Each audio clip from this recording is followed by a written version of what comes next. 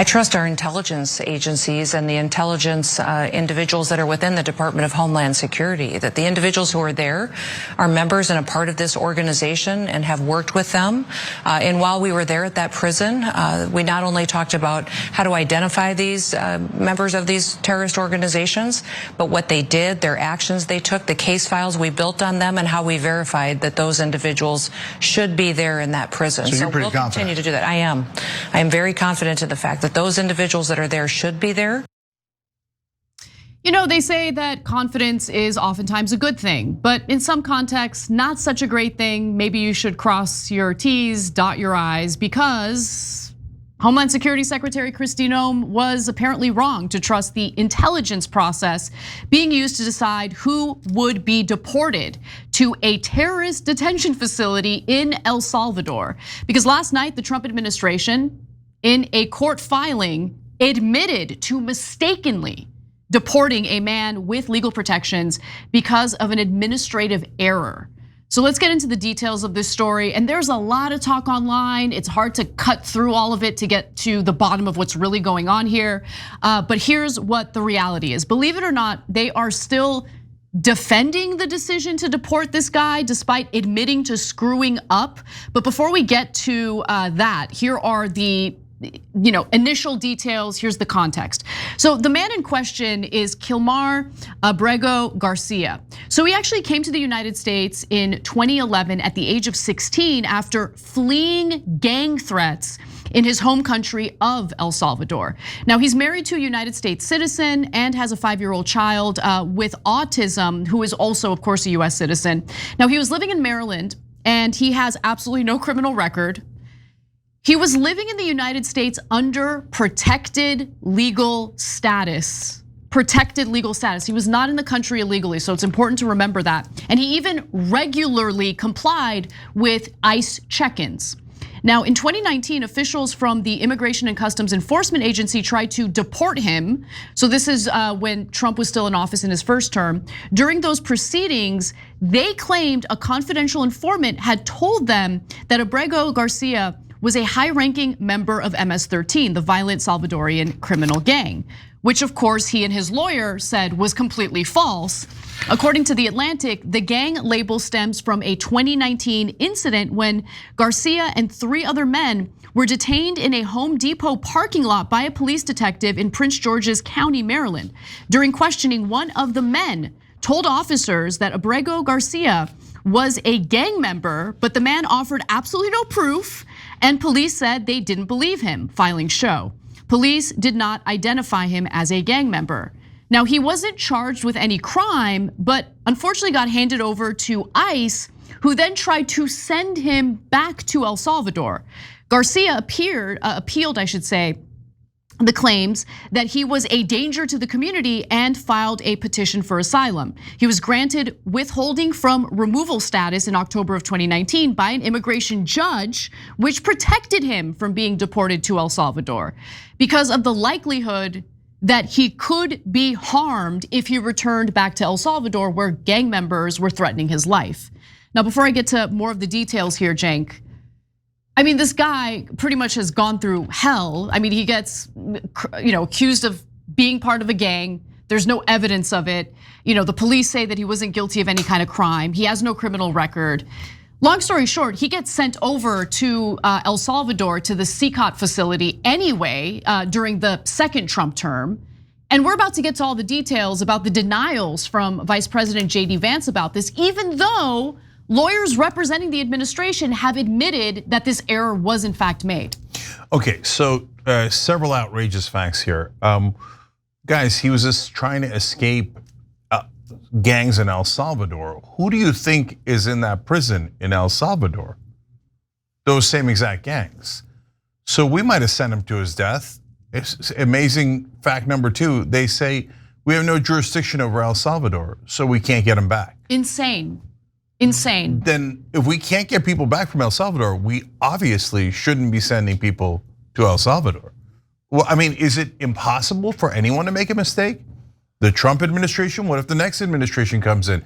What a Democratic administration can't make a mistake, but no, let's just send them to a dungeon we can't get them back from. What if you sent the wrong guy? In fact, it's not a what if anymore, they definitely sent the wrong guy. And this isn't even talking about the gay hairdresser, that's a different guy, okay? So this guy, one of the reasons he was rounded up at Home Depot, by the way, as he was applying for a job, was because he had a Chicago Bulls hat and hoodie.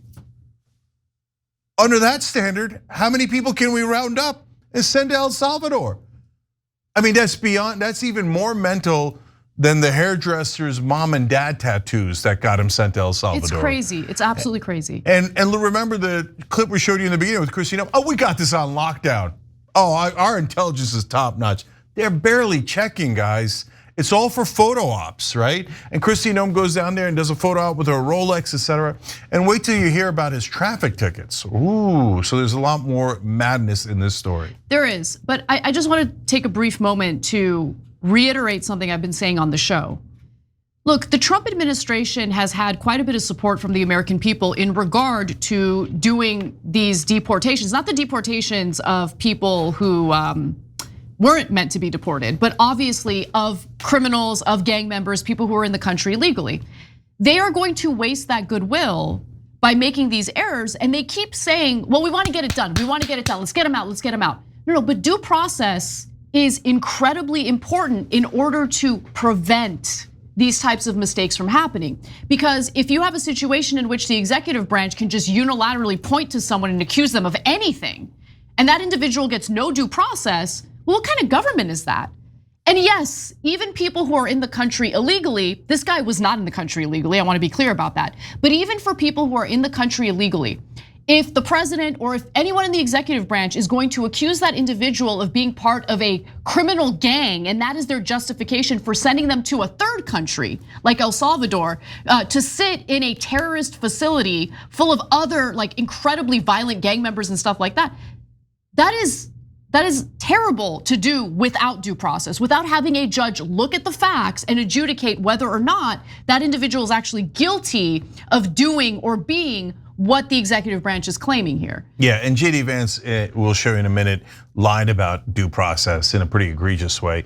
But what I wanted to point out is to go along with what Anna is saying, both sides should really agree with us for two different, well, maybe the same reason, but certainly overlapping. So the left and the middle, of course we don't want to send innocent people to a prison in El Salvador, that's nuts. And of course we're in favor of due process. Those are not open questions on the left and the middle.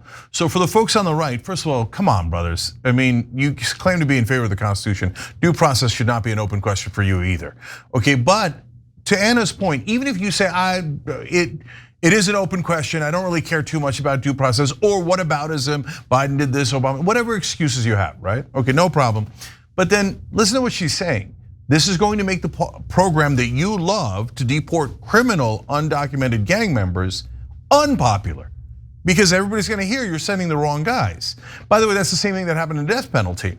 The death penalty was relatively popular until we found out that we were executing innocent people, and then it became unpopular.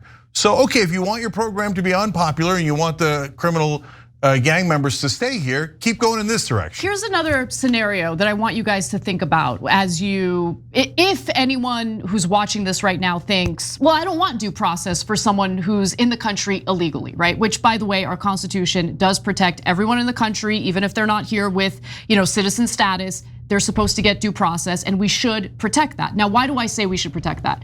Well, I mean, if you guys can recall, not too long ago, Steve Bannon accused Elon Musk of being an illegal immigrant. So if Steve Bannon had more power than he currently has and was able to, get in Donald Trump's ear and convince him to deport Elon Musk to CCOT, right? There's actually literally nothing he can do about it. There's nothing, I mean, Elon Musk, by the way, would deserve his day in court, right? Where he can prove, actually, no, I'm an American citizen, here's the evidence. That's what due process is.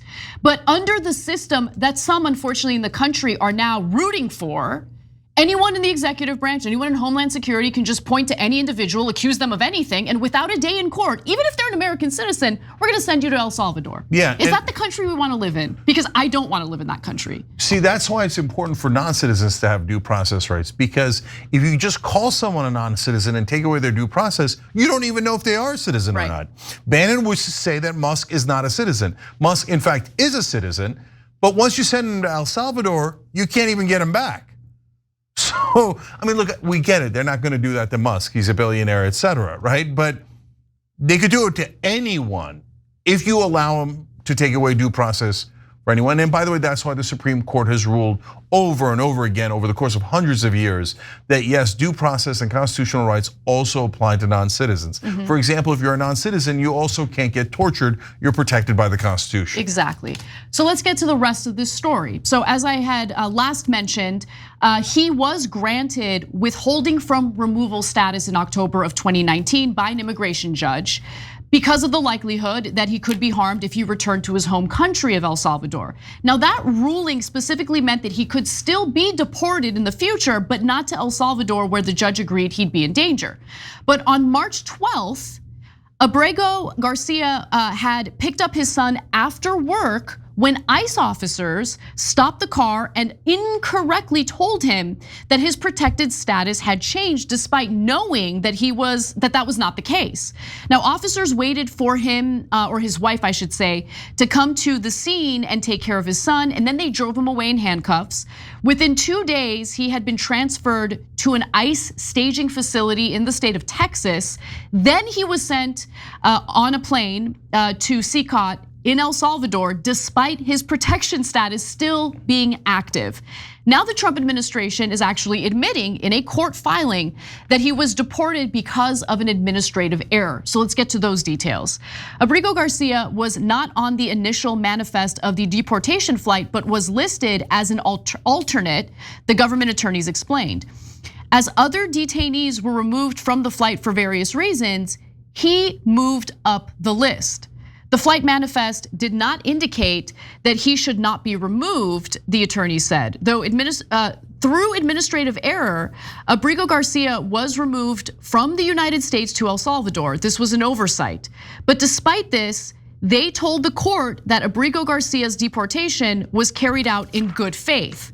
So the man's wife and his relatives ended up filing a civil suit against the Trump administration last month, asking the government to stop its payments to El Salvador for holding deportees until Abrego Garcia is returned. Because remember, we're not just sending people to El Salvador, to this detention facility. We're also paying El Salvador to do this. In Monday's court filing, administration officials balked at the request, claiming the United States courts did not have jurisdiction to order such actions, and saying Abrego Garcia's plight should not stand in the way of the Trump administration's greater foreign policy goals. Listen, if your greater foreign policy goals mean that you're gonna strip people of due process and constitutional rights, your foreign policy goals are gonna fall by the wayside. It's not that difficult. There is a process in place. Go through the process to ensure that you're not deporting the wrong people, and stories like this don't pop up, which makes the Trump administration look really, really bad. Now let's talk about the administration's response to all of this. So it seems like the Trump administration's strategy today is to basically keep moving the goalpost and adjust their talking points as they get confronted about the fact that they made a massive mistake here. So Jon Favreau tweeted at Trump officials last night, writing, "Any comment on this?" And he tagged Marco Rubio. "How about you, JD Vance, Elon Musk? You just admitted to accidentally sending an innocent father from Maryland to a torture dungeon in El Salvador, and you refuse to do anything about it." Now, this is where Vice President JD Vance comes in, and I'm really ashamed of how he's handling this. He says, "My comment is that according to the court document you apparently didn't read, he was a convicted MS-13 gang member with no legal right to be here." Okay, that is false. He was fleeing gang violence in El Salvador and received protected status in the United States as a result of that. The court document he's referring to says he was denied bond in 2019 over an informant's claim that he was a member of MS-13, but that is not a conviction, obviously. When reporter Kyle Cheney pointed that out to JD Vance, he didn't acknowledge the fact that he was dead wrong about the man being convicted.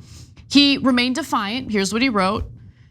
Bear with me here. Kyle Cheney, a legal affairs reporter, is apparently unable or unwilling to look at the facts here. In 2019, an immigration judge under the first Trump administration determined that the deported man was in fact a member of the MS-13 gang. He didn't.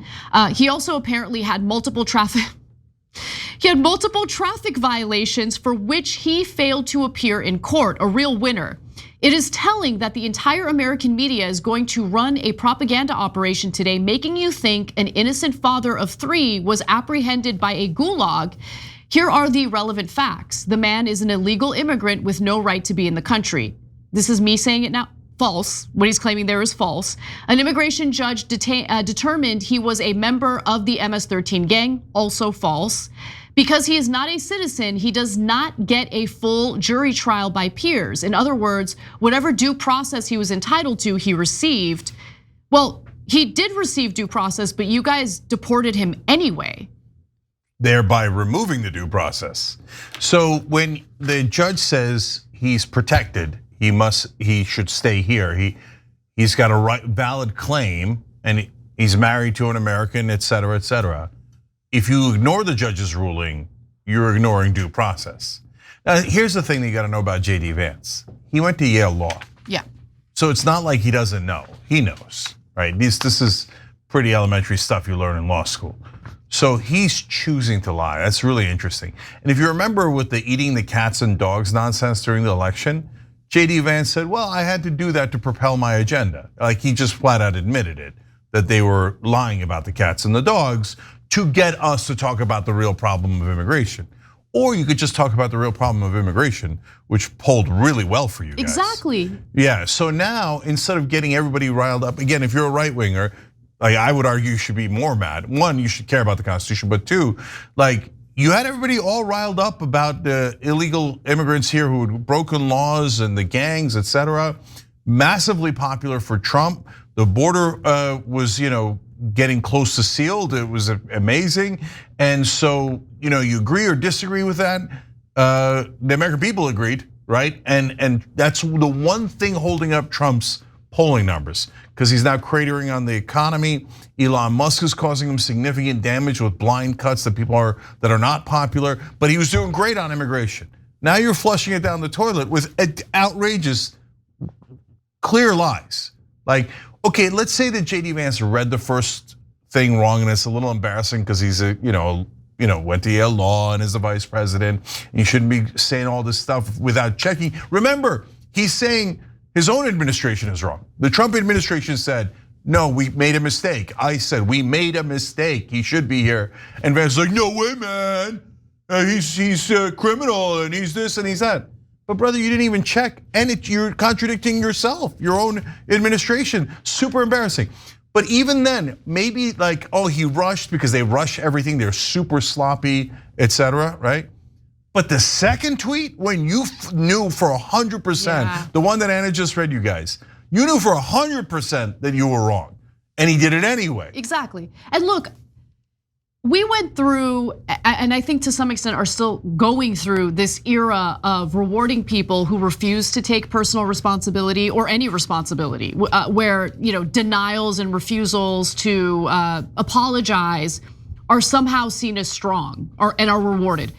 But I see that culture slowly but surely fading away, and I'm seeing this thirst among the American people for politicians who are willing to admit fault, who are willing to say, you know what, we made a mistake here. We have learned from that mistake, and we're going to change the process to make sure this doesn't happen again. That's way more admirable than whatever this is that JD Vance is doing, right? Because I get it. I understand that urge to not want to admit fault. I totally get it. It's human nature. But you should be leading by example. Okay, we're talking about the most powerful people in the country, and the fish rots from the head down. leading by example, taking personal responsibility and showing that you're gonna do things differently so these mistakes don't happen again is way more admirable than what JD Vance is doing here. Yeah, and you know you're losing and making stuff up when you have to go to his traffic tickets. Come on, brother. I mean, also I heard unconfirmed reports that he was jaywalking earlier. That's when you know they're making it up. It doesn't matter which side they're on, right? Yeah. And so, and Anna, let me just double down on what you said, because the media has changed, guys. You're gonna hear me say this a lot because it is what's the cause of it.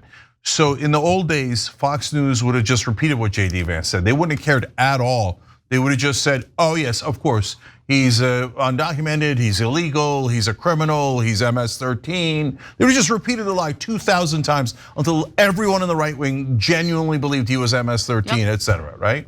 Now there's a lot of shows that go, wow, that's weird. Because remember, they love proving the government wrong. Those guys on the right and the bros and all that stuff. And with COVID and all that, they got all amped up, Epstein files, et cetera. They're all sleuths now. Sometimes, a lot of times they get it wrong, right? But at least they're trying to solve it. So then they look into the things and we're gonna show JD Vance is right. And they look through the papers and like, God damn it, he's wrong again, right? And so is it every show? No way. You'll get the Benny Johnsons coming out there and telling you he's MS-14, a new thing they just discovered, right? So, but now a lot of their own shows are going, that's not true. Why do you keep saying, I thought we were right? Yeah. Why do you keep lying if we're right? Right, and they're starting to get mad about that. So that's a wonderful phenomenon. Now back to bad news. I want to just, one member here at TYT.com, Dr. Gonzo said, then people wonder why Canadians stopped traveling to the USA.